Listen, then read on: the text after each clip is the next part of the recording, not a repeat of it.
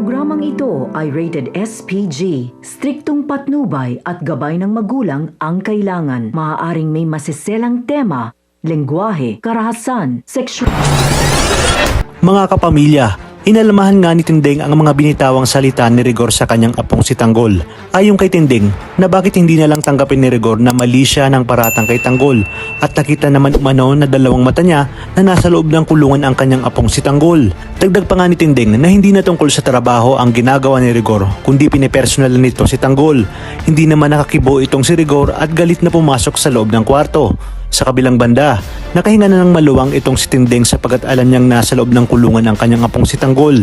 Maya-maya pa habang nag-uusap sina Tinding, Noy at Tess ay nabanggit naman ni Tinding kay Tess na hindi na umano trabaho ang ginagawa ni Rigor kundi pinipersonal nito si Tanggol. Dahil galit nga umano si Rigor kay Tanggol at sa tunay nitong ama. Wala namang kaalam-alam sina Tinding, Noy at Tess na nakikinig pala sa kanilang usapan si Santino kaya narinig nito ang mga sinabi ni Tinding. Agad ngang lumapit si Santino sa mga ito at tinanong kung tama ba ang kanyang mga narinig na hindi tunay na ama ng kanyang kuya Tanggol ang kanilang tatay Rigor.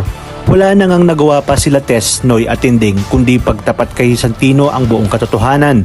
Sinabi nga ni Santino na kaya pala ganoon na lamang umano kagalit ang kanilang tatay Rigor kay Tanggol dahil hindi niya pala ito tunay na anak.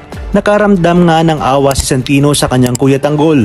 Ayon kay Santino na hindi naman umano kasalanan ni Tanggol ang kasalanan ng tunay nitong ama at maging ang kanyang kuya Tanggol umano ay biktima lang din ng ginawa ng tunay nitong amang si Ramon. Mapapansin nga natin na talagang may mabuting puso itong si Santino sa kanyang kuya Tanggol. Mabuti na labang at hindi ito katulad ng ugali ni David.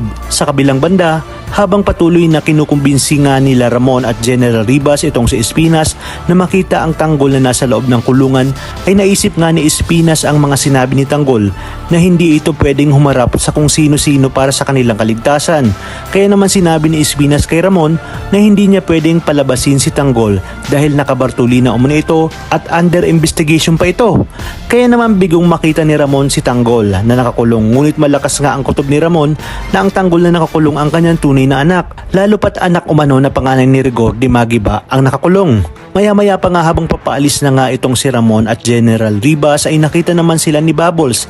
Agad gan namukuan ni Bubbles itong si Ramon. Dali-dali nga siyang nagtungo kay Tanggol at ipinaalam niya kay Tanggol na nakita niya ang asawa ni Mokang at lumabas ng opisina ni Espinas. Dagdag pa nga ni Bubbles na iba pa umano ang kutob nga sa pagpunta ng mga ito at sigurado umano na si Tanggol ang pakay ng mga ito. Napaisip nga si Tanggol at naalala ang mga sinabi ni Espinas na may dalawa umanong tao na gusto siyang makausap.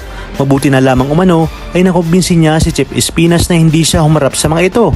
Nakiusap naman si Tanggol kay Bubbles na wag itong sabihin kay Espinas na namukaan niya ang dalawang bisita ni Espinas. Sinabi nga ni Tanggol na gagamitin niya ang kanyang misyon sa labas upang makapaghiganti nga siya sa pagkamatay ni Mokang. Ngunit ipinaalala naman ni Bubbles kay Tanggol na hindi ang asawa ni Mokang ang nakabaril kay Mokang, kundi babae umano at kapatid nga ito ng asawa ni Mokang. Ngunit iginit nga ni Tanggol na parehas niya umanong gagantihan ang mga ito dahil siya umano ang target nito at sinanggalang ni Mokang kaya si Mokang umano ang nasawi.